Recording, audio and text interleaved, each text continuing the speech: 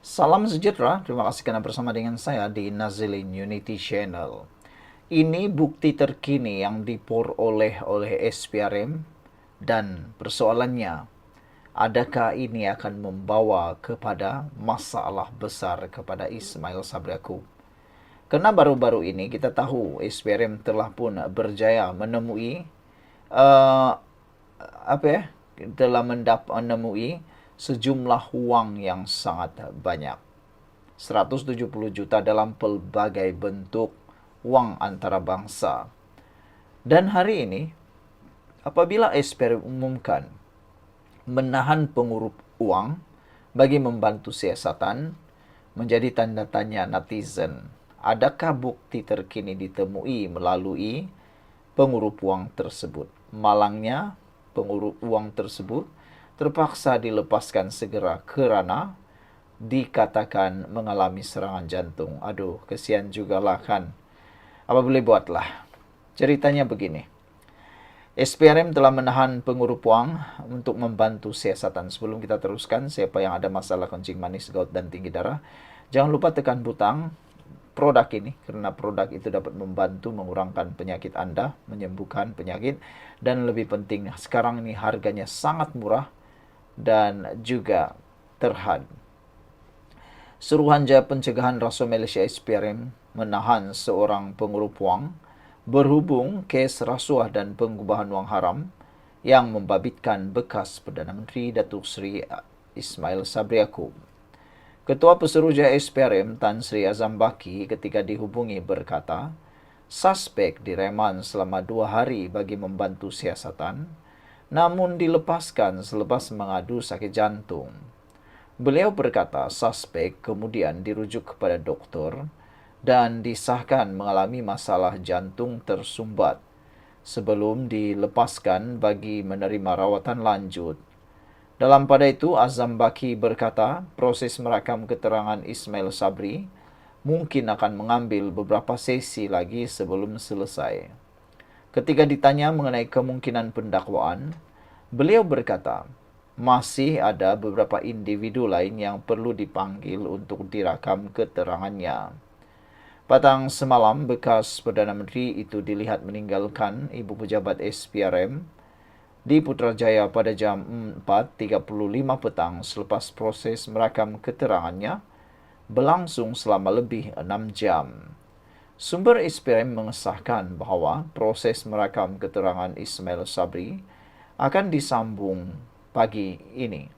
Beliau disiasat berkaitan kes rasuah dan pengubahan wang haram berhubung perbelanjaan serta perolehan dana untuk promosi dan publicity program Keluarga Malaysia sepanjang tempoh perkhidmatannya dari Ogos 2021 hingga November tahun 2022. Wow, saudara-saudara sekalian, apabila SPRM mengumumkan tangkapan atau tahanan seorang pengurup wang ini, menjadi tanda tanya kepada netizen rakyat Malaysia ialah apa kaitan pengurup wang ini dengan kes Ismail Sabri Yaakob. Sedangkan yang kita tahu pengurup wang ini, kalau tak silap, ialah orang yang menjadi tempat pertukaran wang, mata wang asing. Jadi, adakah itu ada kaitan dengan penemuan wang-wang 170 juta ringgit itu dengan wang yang dalam pelbagai bentuk itu? Sekian dulu untuk kali ini. Jangan lupa tinggalkan komen Anda. Salam sejahtera. Terima kasih karena bersama dengan saya di Nazilin Unity Channel. Sekali lagi, Anwar Ibrahim umum keputusan yang paling terbaik untuk Malaysia. Anwar Ibrahim kata, jangan jadi jaguh tunggang isu kuil Masjid India. Perdana Menteri tegur. Perdana Menteri Datuk Seri Anwar Ibrahim mengingatkan pihak luar supaya tidak membuat tuduhan sewenang-wenangnya mengenai pemindahan semula kuil Dewi Sri Patrakaliamman di Jalan Masjid India. Beliau berkata ada pihak yang mahu menjadi jago dengan menunggang isu ini. Katanya lagi, sebagai Perdana Menteri, beliau tidak akan merobohkan mana-mana rumah ibadat milik kaum lain. Masalahnya, ada penunggang agama termasuk peguam yang tidak pernah terbabit dalam kegiatan agama Hindu terus jadi jago dan buat kenyataan umpamanya nak merobohkan kuil berkenan. Saya tidak boleh bayangkan saya sebagai Perdana Menteri merobohkan mana-mana kuil ataupun kegiatan agama orang lain. Jadi tidak bangkit sama sekali merobohkan. Dirundingkan selama bertahun-tahun untuk cari jalan yang baik supaya mereka dapat tapak yang sah dan diiktiraf.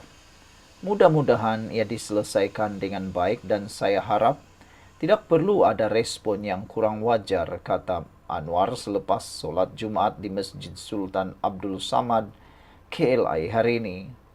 Anwar berkata, ketika ini pihak berkenan sedang berunding dan mencari jalan terbaik untuk menyelesaikan isu berkenan. Menjelaskan lanjut, Anwar berkata, tapak itu adalah milik swasta dan bukan hak milik kerajaan. Malah ketika kuil itu dipindahkan ke tapak berkenan, ia dibuat tanpa permit sah.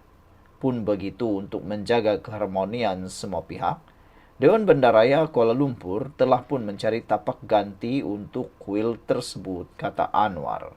Walau bagaimanapun, akhirnya Akmal Saleh turut bersuara berkait dengan isu kuil ini. Kata Akmal Saleh, kalau masjid sekalipun perlu dipindahkan. Ketua Pemuda UMNO Dr. Akmal Saleh tampil mempersoalkan pendirian dan sikap bekas Presiden Badan Peguam Malaysia, Ambiga, dalam isu kuil Dewi Sri Patrakaliaman. Dia menegaskan tindakan pemindahan perlu dilakukan sekalipun kes seumpama itu melibatkan sebuah masjid. Saya nak maklumkan pada Ambiga dan kawan-kawan peguam mereka, dalam kes ini jika ada masjid yang dibina di atas tanah orang lain, sekalipun ia perlu dipindahkan, sebab itu tanah bukan milik masjid, katanya. Tuan tanah punya baik lagi. 10 tahun berbincang untuk dapatkan penyelesaian, bukan beli tanah hari ini esok suruh keluar. Tambahan pula di BKL bagi lagi cadangan tanah lain untuk dipindahkan, tapi kamu masih tak nak, katanya dalam hantaran di media sosial hari ini.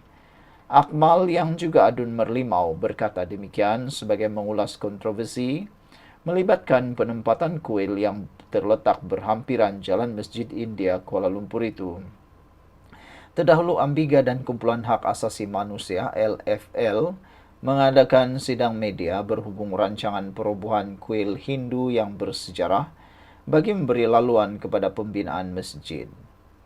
Peguam yang mewakili jawatan kuasa kuil membayangkan Dewan Bandaraya Kuala Lumpur terlibat lebih banyak dalam isu tapak kuil tersebut.